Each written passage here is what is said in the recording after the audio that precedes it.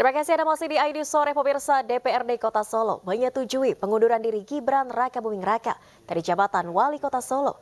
Usulan pengunduran diri Gibran disampaikan dalam rapat paripurna di gedung DPRD Solo. Wali Kota Surakarta, sisa masa jabatan dari hasil pemilihan. Persetujuan tersebut dituangkan dalam surat keputusan yang dibacakan oleh Sekretaris DPRD Solo Kinkin Sultanul Hakim. Pada kesempatan yang sama disampaikan pemberhentian dengan hormat Gibran Rakabuming Raka dari jabatannya sebagai Wali Kota Solo. Selanjutnya DPRD mengusulkan Wakil Wali Kota Solo Teguh Prakosa untuk diangkat sebagai Wali Kota Solo menggantikan Gibran Rakabuming Raka. Usai pembacaan surat keputusan DPRD tersebut, Gibran Rakabuming Raka mengucapkan rasa terima kasihnya kepada warga Solo yang telah mensupport program pemerintah Solo dan membuat Kota Solo menjadi lebih baik. Sekali lagi terima kasih warga Kota Solo yang selama ini sudah mensupport program-program dari pemerintah dan juga membuat branding Kota Solo ini lebih baik. Kantor Jakarta juga? Enggak, ini dibawa anak. Sementara itu sambil berbenah ruang kerja yang akan ditinggalkan, pemirsa, Gibran Rakabuming Raka mengabarkan bahwa dirinya beserta keluarga akan pindah domisili di Jakarta. Kepindahannya akan dilakukan sebelum ia dilantik sebagai Wakil Presiden pada Oktober mendatang. Meski akan berdomisili di Jakarta, Gibran mengatakan Ibu Kota Nusantara atau IKN jadi salah satu daerah prioritas dirinya. Berangkat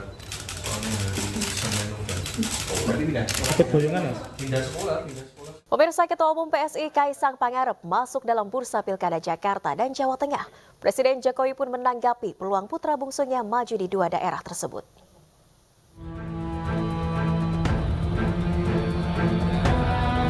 Ketua Umum PSI Kaisang Pangarep didukung sejumlah partai untuk maju dalam Pilkada Jakarta. Terbaru, Partai Golkar bahkan telah menyiapkan sosok pendamping untuk Kaisang, yaitu pengusaha Yusuf Hamka alias Baba Alun. Namun Kaisang justru menilai Ridwan Kamil yang merupakan sosok jagoan Partai Golkar untuk maju dalam Pilkada Jakarta. Tapi saya rasa Golkar juga punya jagoan, Pak Ketum, ada Pak Ridwan Kamil. Mungkin kalau Pak Ridwan Kamil sudah bosan di Jawa Barat, mungkin bisa mencari tantangan baru, Pak, di DKI Jakarta.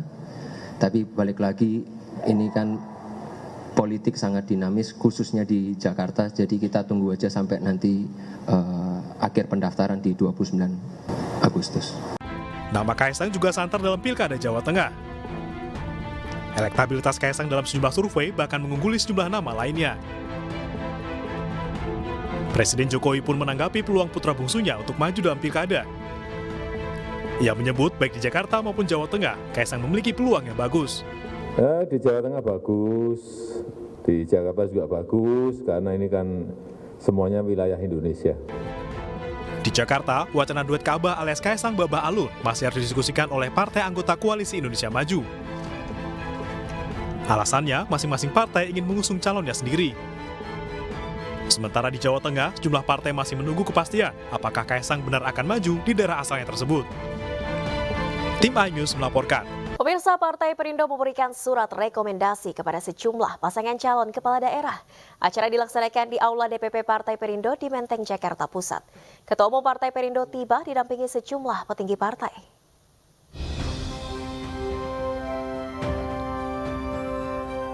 Rekomendasi yang diberikan hari ini merupakan rekomendasi tahap kedua sebagai keyakinan Partai Perindo terhadap kepemimpinan sekaligus keyakinan partai untuk turut mendukung kemenangan dalam Pilkada 2024. Ketua Harian 1 DPP Partai Perindo, Angela Tarusudibyo, menyebutkan surat rekomendasi tahap kedua ini diberikan kepada 42 wilayah dengan 3 provinsi serta 39 kabupaten kota. Pada kesempatan yang sama, Partai Perindo juga memberikan apresiasi serta dukungan kepada 13 kader Partai Perindo untuk maju sebagai calon kepala daerah. Partai Perindo juga akan memberikan surat rekomendasi tahap ketiga pada saat musyawarah kerja nasional di akhir Juli mendatang. Dukung dan sebaliknya kami mohon jikalau nanti kepala daerah sudah terpilih dari calon yang kita usung atau kita dukung juga membantu pembangunan Partai Perindo. Saya katakan pada kawan-kawan, seringkali saya katakan, Partai Perindo tidak ada artinya kalau tidak bisa berperan aktif, ya baik di pusat ataupun di daerah.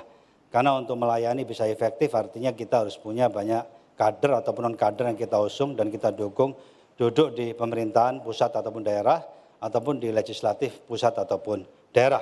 Dengan gitu tujuan daripada Partai Perindo, Kabupaten Kota dan seluruh jajaran di bawahnya, sekali kita mengusung dan mendukung calon kepala daerah, kita harus ingat konsekuensinya.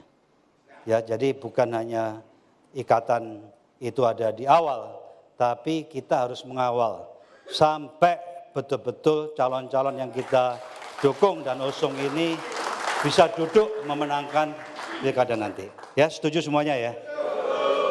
Ini adalah konsekuensi dari satu keputusan, konsekuensi dari satu dukungan, konsekuensi dari satu apa yang kita usung, yaitu bahwa kita harus bekerja keras, bergandengan tangan tentunya dengan partai lain yang ikut sama-sama mengusung dan mendukung untuk memenangkan calon-calon kita. Pemirsa, manuver Golkar menyandingkan menantu Presiden Jokowi Bobi Nasution dengan Bupati Asahan Surya dalam Pilkada Sumut mendapatkan dukungan Partai Gerindra.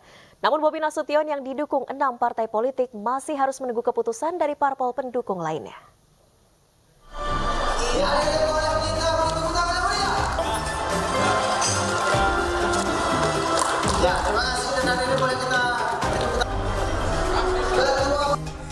DPD Partai Golkar Sumatera Utara resmi menunjuk Bupati Asahan Surya mendampingi menantu Presiden Jokowi Bobi Nasution dalam Pilgub Sumatera Utara 2024. Golkar pun menargetkan menang 60% pada pilkada mendatang.